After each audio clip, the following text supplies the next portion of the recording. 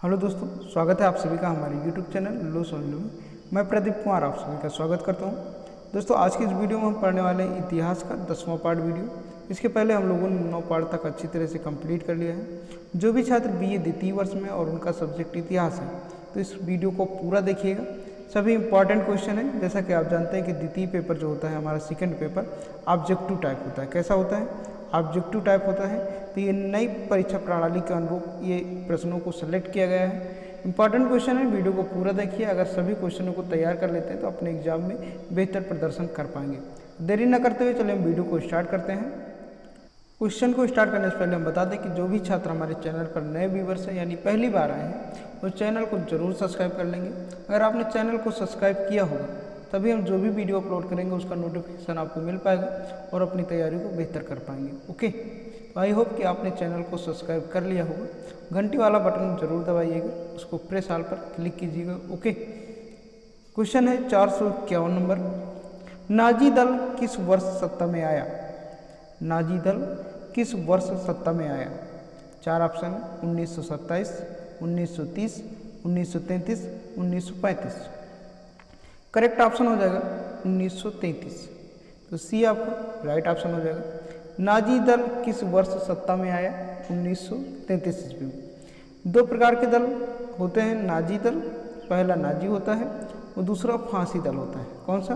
फांसी दल। नाजी दल का जो स्थापना हुआ था वो हिटलर के द्वारा हुआ था और फांसी दल का स्थापना जो हुआ था मुसोलिनी। हालांकि इसका स्थापना नाजी दल का हिटलर पहले नहीं किया था, पहले तो डेक्सलर ने किया था, लेकिन बाद में इसने छीन लिया, इसको भगा दिया और इसका संस्थापक कौन बन गया? हिटलर। ओके, चलिए अगला प्रश्न देखते हैं। दोस्तों, अगर आपको इस वीडियो का PDF चाहिए तो PDF डिस्क्रिप्शन में मिल जाएगा आंसर के साथ। ओके, उसमें आंसर भी दिया होगा, या फिर आप हमारा टेलीग्राम चैनल ज्वाइन कर लीजिए। टेलीग्राम चैनल का लिंक भी डिस्क्रिप्शन में आपको मिल जाएगा। वहाँ पर हम प्रत्येक वीडियो का PDF शेयर कर देते हैं, वहाँ से भी आप आसानी से डाउनलोड कर सकते हैं। ओके, क्वेश्चन नंबर है 452। 1933 में नाजीवाद के उत्कर्ष, यानी ये उत्कर्ष नहीं उत्कर्ष है, ओके, के समय जर्मनी का राष्ट्रपति कौन था? 4 ऑप्शन है: Stalin, Hindenburg, Churchill, Bismarck. Right option हो जाएगा हिडेनबर्ग। तो बी आपका करेक्ट ऑप्शन हो जाएगा।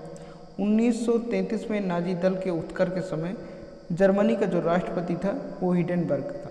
ओके, प्रश्न संख्या है 453। 1848 में फ्रेडरिक विलियम ने कहाँ पर संसद बुलाई? बासेल्स, फ्रैंकफर्ट, पेरिस, वियना। तो राइट ऑप्शन हो जाएगा फ्रैंकफर्ट। ओके, तो बी आपका करेक्ट ऑप्शन हो जाएगा। 1848 में फ्रेडरिक विलियम ने कहाँ पर संसद बुलाई थी? फ्रैंकफर्ट में। ओके, अगला प्रश्न, प्रश्न संख्या है 454 नंबर। फ्रांस, ये फ्रांस नहीं है, फ्रांस। फ्रांस प्रसा युद्ध के पश्चात 1870 में फ्रांस और प्रसा का युद्ध हुआ था। कौन सी संधि हुई? Belgium, Vienna, Frankfurt, Versailles. Right option हो जाएगा फ्रैंकफर्ट। फ्रांस और प्रसा का युद्ध जो 1870 ईस्वी में हुआ था, उसके बाद फ्रैंकफर्ट की संधि हुई थी। फ्रांस और प्रसा का युद्ध जो है लगभग 13 महीने तक चला था। कितने महीने तक? 13 महीने तक ये युद्ध चला था। ओके, तो राइट ऑप्शन क्या हो जाएगा? सी। चलिए अगला प्रश्न देखेंगे। प्रश्न संख्या है 455। किसने कहा था कि मुझे सबसे अधिक शक्ति का अनुभव तब होता है जब संसद की बैठक चल रही होती है? 4 ऑप्शन है: Lenin, Cavour, Churchill, Hitler. Correct option हो जाएगा हिटलर। तो डी आपका करेक्ट ऑप्शन हो जाएगा। हिटलर ने कहा था कि सबसे शक्ति यानी सबसे ज़्यादा शक्ति का अनुभव मुझे तब होता है जब संसद की बैठक चल रही होती है। तो डी आपका राइट ऑप्शन होगा। अगला प्रश्न देखेंगे। प्रश्न संख्या है 456। 1989 नहीं, ये 39 है। ओके, ये 8 नहीं 3 है। ओके, 1939 में किस देश के द्वारा पोलैंड पर आक्रमण के साथ द्वितीय विश्व युद्ध प्रारंभ हुआ? इंग्लैंड, फ्रांस, जर्मनी, रूस। देखिए इसका करेक्ट ऑप्शन हो जाएगा जर्मनी। सभी को पता है, सी करेक्ट ऑप्शन हो जाएगा। ओके, द्वितीय विश्व युद्ध प्रारंभ कब हुआ था? 1 सितंबर 1939। ओके, कब? 1 सितंबर 1939 ईस्वी में स्टार्ट हुआ, जो प्रथम विश्व युद्ध के लगभग 20 वर्ष के बाद। ओके, प्रथम विश्व युद्ध के लगभग 20 वर्ष बाद ये युद्ध स्टार्ट हुआ। ये स्टार्ट कब हुआ? जब जर्मनी के द्वारा पोलैंड पर आक्रमण किया गया। ओके, याद रखना, सी आपका राइट ऑप्शन होगा। अगला प्रश्न, प्रश्न संख्या है 457। डैनजिंग बंदरगाह कहाँ स्थित है? Poland, Denmark, Austria, Japan. Right option हो जाएगा पोलैंड, तो ए आपका करेक्ट ऑप्शन होगा। अगला प्रश्न, प्रश्न संख्या है 458। स्प्रेयर है। ओके, याद रखेंगे। स्प्रेयर के श्रमिकों के अधिकार के नियम द्वारा अधिकृत हुए थे 1863, 1864, 1865, 1866। राइट ऑप्शन हो जाएगा 1863, ये आपका करेक्ट ऑप्शन होगा। ओके, अगला प्रश्न, प्रश्न संख्या है 459। लोवाल मुसोलिनी समझौते पर कब हस्ताक्षर हुए? 4 ऑप्शन है आपके सामने, 1933, 1934, 1935, 1936। राइट ऑप्शन हो जाएगा 1935, तो सी आपका करेक्ट ऑप्शन हो जाएगा। ओके, लोवाल मुसोलिनी समझौते पर कब हस्ताक्षर हुए? 1935 ईस्वी में। अगला प्रश्न, प्रश्न संख्या है 460। लोवाल मुसोलिनी समझौते पर कहाँ हस्ताक्षर हुए? वो पूछा गया था कब हस्ताक्षर हुए, इसमें पूछा जा रहा है कहाँ हस्ताक्षर हुए। ओके, 4 ऑप्शन है, मिस्र, रोम, ग्रेट ब्रिटेन, रूस। देखिए करेक्ट ऑप्शन हो जाएगा ग्रेट ब्रिटेन, तो सी आपका करेक्ट ऑप्शन हो जाएगा। लोवाल मुसोलिनी समझौते पर कहाँ हस्ताक्षर हुए? ग्रेट ब्रिटेन, यानी सी आपका करेक्ट ऑप्शन होगा। चलिए देखते हैं अगला प्रश्न, प्रश्न संख्या है 461।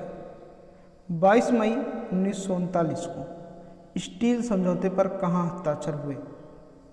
रोम, मिस्र, रूस, बर्लिन। करेक्ट ऑप्शन क्या हो जाएगा? फटाफट आंसर बताइए, इसका राइट ऑप्शन क्या हो जाएगा? करेक्ट ऑप्शन हो जाएगा बर्लिन, तो डी आपका करेक्ट ऑप्शन हो जाएगा। 22 मई 1939 को स्टील समझौते पर कहाँ हस्ताक्षर हुए? बर्लिन में, तो डी आपका राइट ऑप्शन होगा। अगला प्रश्न, प्रश्न संख्या है 462। हिटलर ने किसे चांसलर के पद पर नियुक्त किया? हिटलर ने किसे चांसलर के पद पर नियुक्त किया? Bruning, Lipson, Harding, Jordan. Correct option हो जाएगा हार्डिंग। ओके, तो सी आपका करेक्ट ऑप्शन हो जाएगा। ओके, हिटलर ने किसे चांसलर के पद पर नियुक्त किया? हार्डिंग को, याद रखेंगे, सी आपका राइट ऑप्शन होगा। अगला प्रश्न देखेंगे, प्रश्न संख्या 463। 1912 में मुसोलिनी किस समाचार पत्र का संपादक बना? 4 ऑप्शन है, अवंती, यंग इटली, इटली समाचार, न्यू इटली। राइट ऑप्शन हो जाएगा अवंती, तो ए आपका करेक्ट ऑप्शन हो जाएगा। 1912 में मुसोलिनी किस समाचार पत्र का संपादक बना? अवंती। ओके, अगला प्रश्न देखेंगे, प्रश्न संख्या है 464। गैस्टीन का समझौता किसके बीच हुआ था? Austria Prussia, France England, France Italy, England Austria. Gastein का जो समझौता हुआ था वो हुआ था ऑस्ट्रिया और प्रसा के बीच, तो ए आपका जो है राइट ऑप्शन होगा।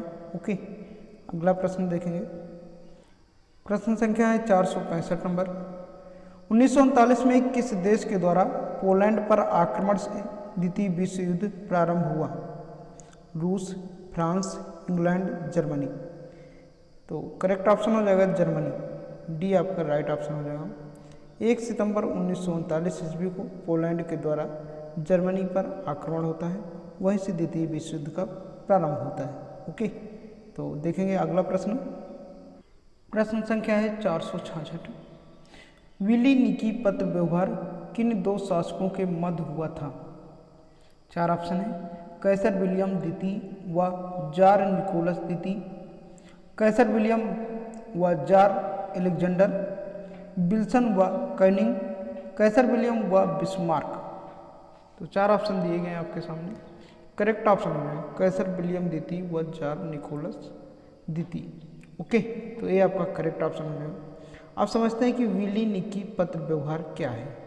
विली निकी पत्र व्यवहार क्या है? देखिए, जब प्रथम विश्व युद्ध की शुरुआत हुई थी तो उसके पहले महीने के दौरान विलियम द्वितीय और निकोलस द्वितीय, ये विलियम द्वितीय और निकोलस द्वितीय के मध्य कुछ वार्तालाप हुई थी, पत्रों के माध्यम से, टेलीग्राम के माध्यम से।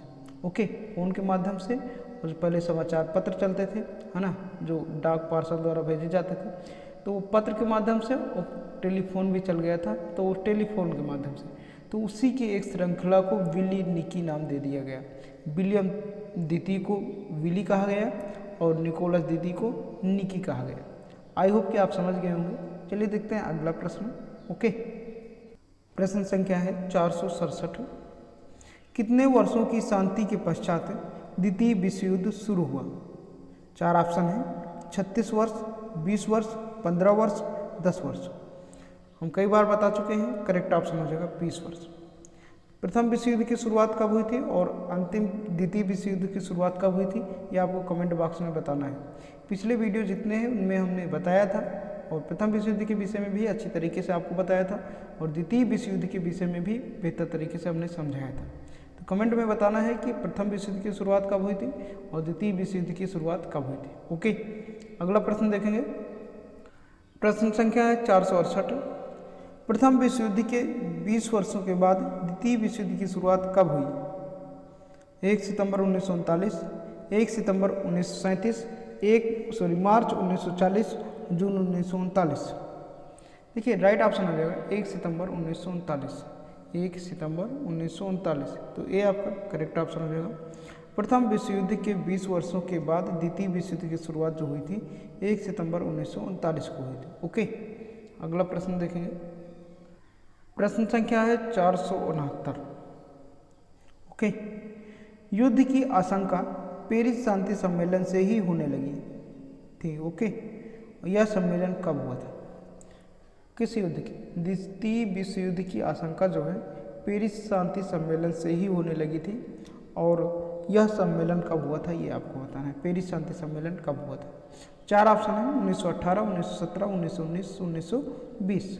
देखिए, करेक्ट ऑप्शन हो जाएगा 1919। सी आपका राइट ऑप्शन हो जाएगा।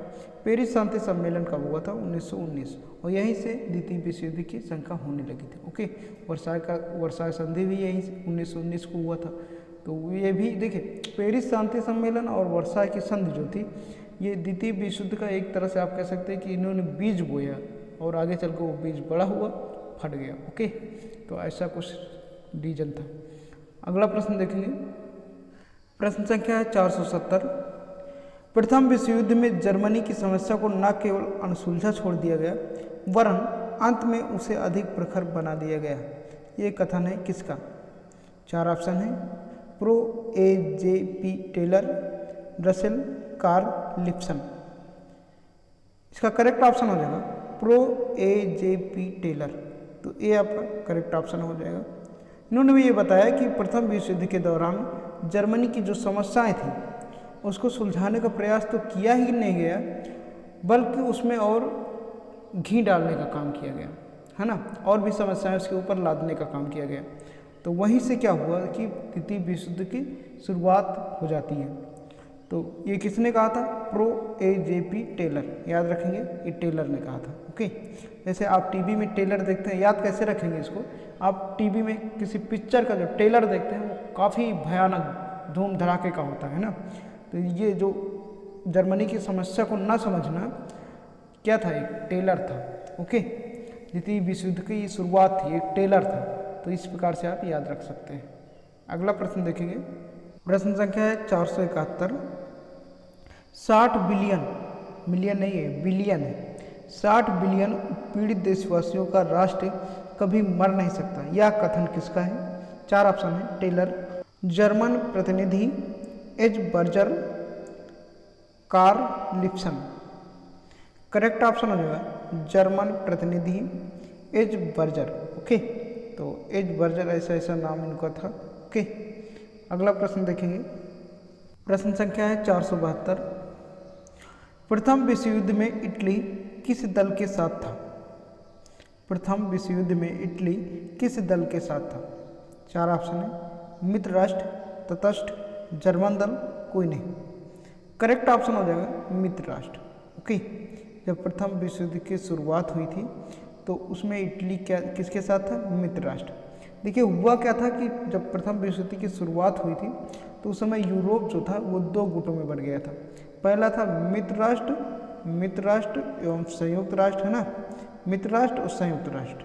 तो मित्र राष्ट्र और संयुक्त राष्ट्र, और दूसरा गुट जो था वो केंद्रीय शक्तियाँ थी। ओके, तो मित्र राष्ट्र के अंतर्गत जैसे इंग्लैंड, फ्रांस, रूस, सर्बिया, है ना, यूएसए, जापान, इटली, पुर्तगाल, ये सभी थे।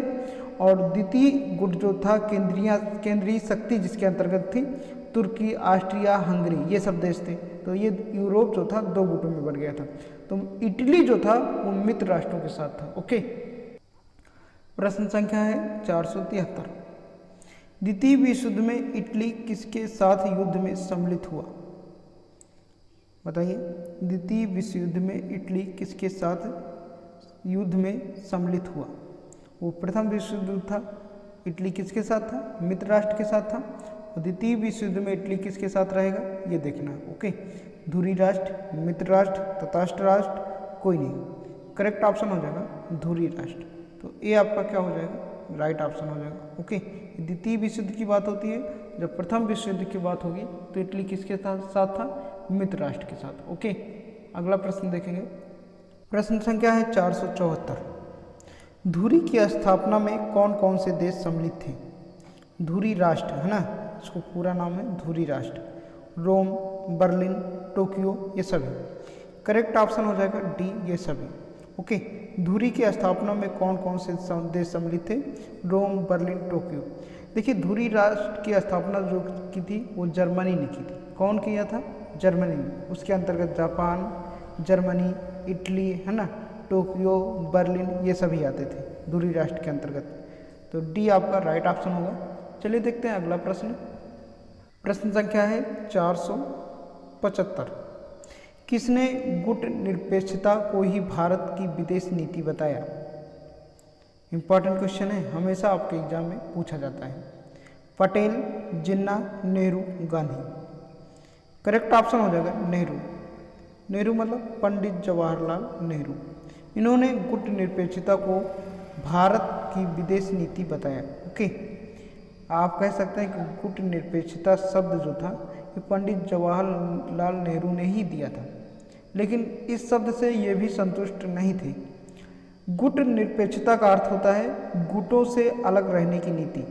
जैसे यूरोप 2 गुटों में बटा था, तो गुट निरपेक्षता का अर्थ यही होता है कि गुटों से अलग रहने की नीति कह सकते हैं आप। ओके, चलिए देखते हैं अगला प्रश्न। प्रश्न संख्या है 476। गुट निरपेक्ष आंदोलन से लगभग कितने देश जुड़े थे? गुट निरपेक्ष आंदोलन से लगभग कितने देश जुड़े थे? 100, 200, 300, 102। करेक्ट ऑप्शन हो जाएगा 102। तो डी आपका राइट ऑप्शन हो जाएगा। गुट निरपेक्ष आंदोलन से लगभग कितने देश जुड़े थे? तो करेक्ट ऑप्शन हो जाएगा 102। डी आपका करेक्ट ऑप्शन होगा। अगला प्रश्न देखेंगे। अगला प्रश्न हमारा 477 नंबर। उत्तर अटलांटिक संधि संगठन को क्या कहा जाता है? सीटो, नाटो, वार्सा पैक्ट या यूनेस्को। इसका राइट ऑप्शन हो जाएगा नाटो। बी आपका करेक्ट ऑप्शन हो जाएगा। नाटो का नाम आपने सुना ही होगा, नाटो। ओके, इसका पूरा नाम होता है North Atlantic Treaty Organization. Okay, तो यानी उत्तर अटलांटिक संधि, इसका पूरा नाम है नाटो। ओके, इसकी स्थापना हुई थी 4 अप्रैल 1949 को। कब? 4 अप्रैल 1949 को इसकी स्थापना हुई थी।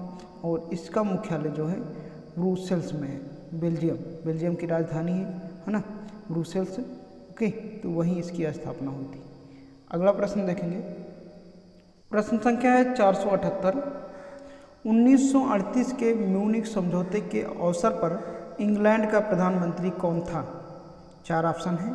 चैम्बरलिन, है ना, और Salisbury, Churchill Italy, correct option हो जाएगा चैम्बरलिन। तो ये आपका राइट ऑप्शन हो जाएगा। 1938 के म्यूनिख समझौते के अवसर पर इंग्लैंड का प्रधानमंत्री कौन था? चैम्बरलिन। ये आपका जो है राइट ऑप्शन होगा। अगला प्रश्न देखेंगे, प्रश्न संख्या है 479।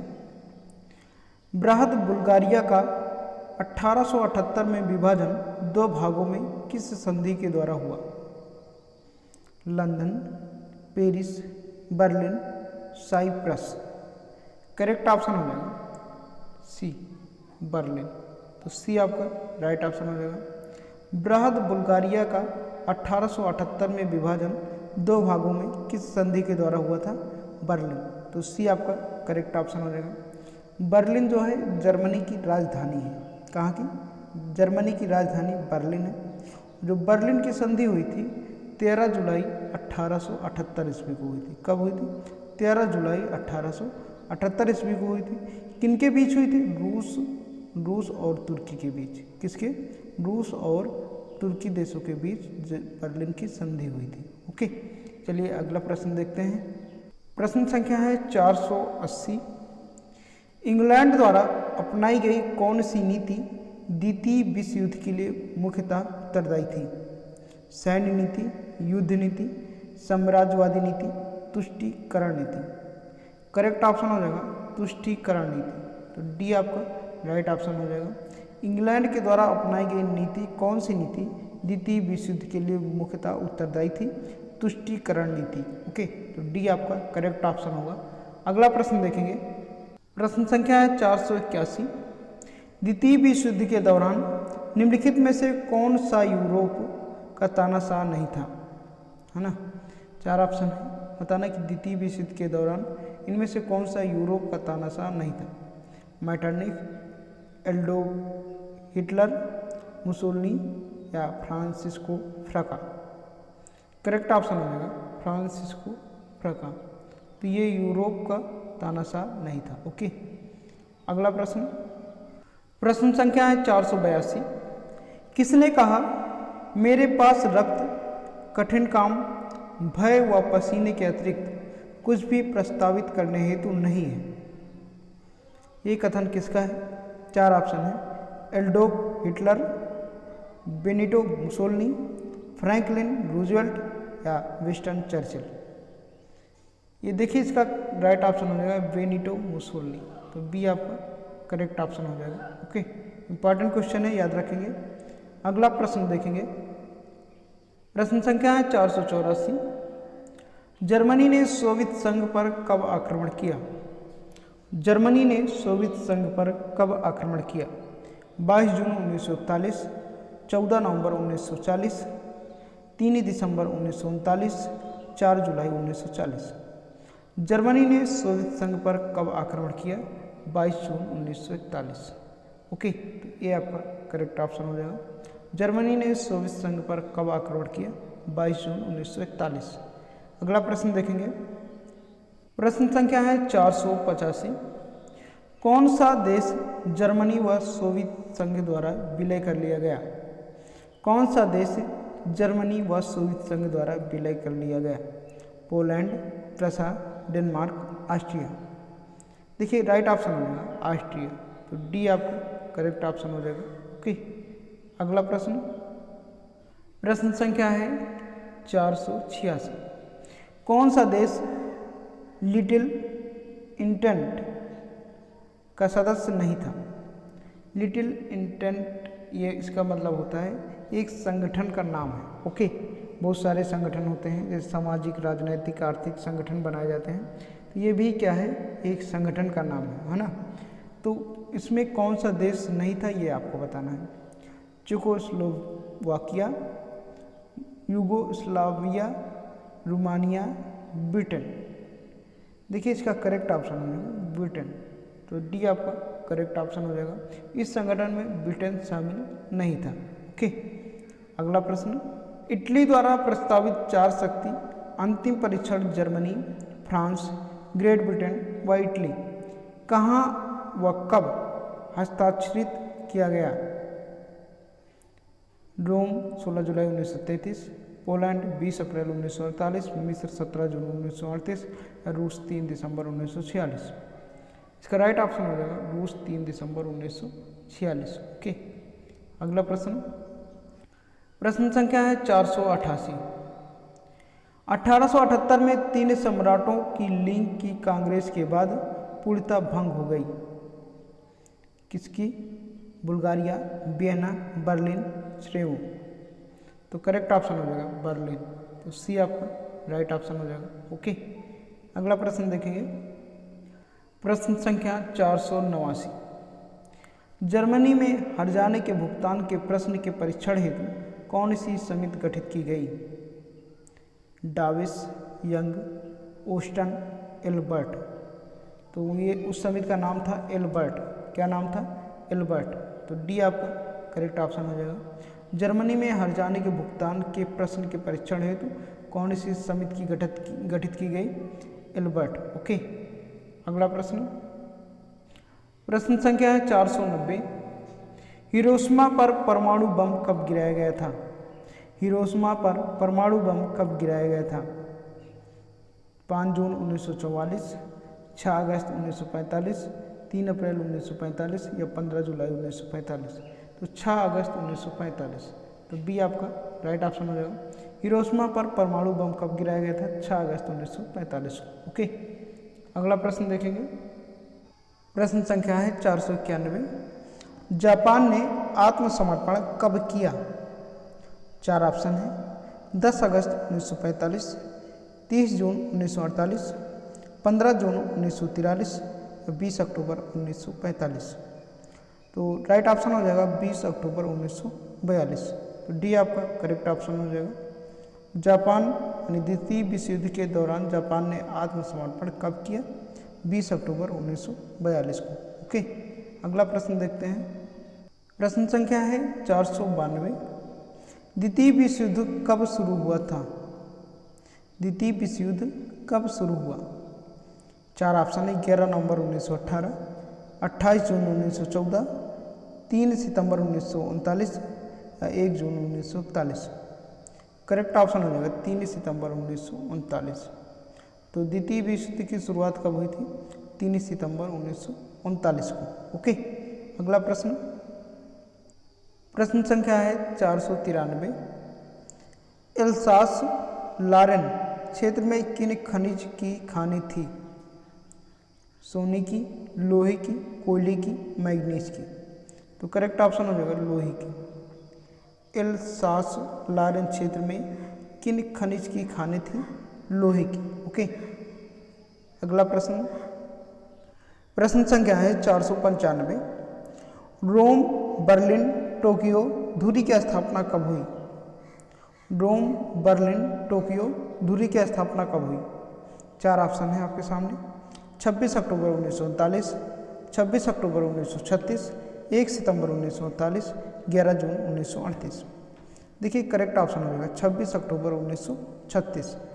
तो बी आपका करेक्ट ऑप्शन हो जाएगा। रोम, बर्लिन, टोक्यो धुरी की स्थापना कब हुई? 26 अक्टूबर 1936 को।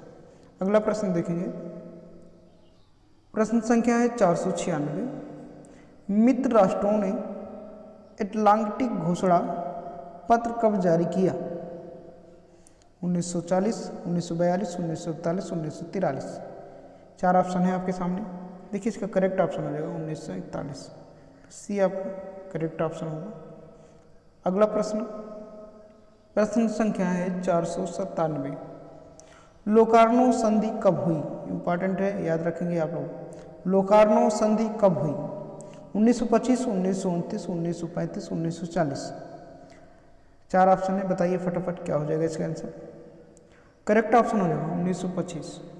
तो ये आपका करेक्ट ऑप्शन हो जाएगा। लोकार्नो संधि कब हुई? 1925। अगला प्रश्न, प्रश्न संख्या है 499। एमिला जोला कौन था? एमिला जोला कौन था? फ्रेंच उपन्यासकार, फ्रेंच विदेश मंत्री, फ्रेंच युद्ध मंत्री या फ्रेंच सेनानायक। एमिला जोला कौन था? ये था एक फ्रेंच उपन्यासकार। तो ये आपका करेक्ट ऑप्शन हो जाएगा। एमिला जोला कौन था? फ्रेंच उपन्यासकार। ओके, अगला प्रश्न, प्रश्न संख्या है 500। ऑपरेशन बारबरोसा में जर्मनी ने किस पर आक्रमण किया? फ्रांस, सोवियत संघ, इटली, ब्रिटेन। करेक्ट ऑप्शन हो जाएगा सोवियत संघ, तो बी आपका करेक्ट ऑप्शन हो जाएगा। ऑपरेशन बारबरोसा में जर्मनी ने किस पर आक्रमण किया? सोवियत संघ, तो बी आपका राइट ऑप्शन हो जाएगा। तो दोस्तों इतिहास के टोटल 500 क्वेश्चन इस तरह से कंप्लीट हुए, टोटल कितने 10 पार्ट के अंतर्गत। ओके, तो अब हम मॉडल पेपर लेकर जल्दी आने वाले हैं। तो वीडियो कैसा लगा आप कमेंट बॉक्स में बताइएगा, और वीडियो आप लाइक करके जाना। ओके, बड़ी मेहनत से वीडियो बनाते हैं। तो मिलते हैं किसी नेक्स्ट वीडियो में, तब तक के लिए जय हिंद, वंदे मातरम।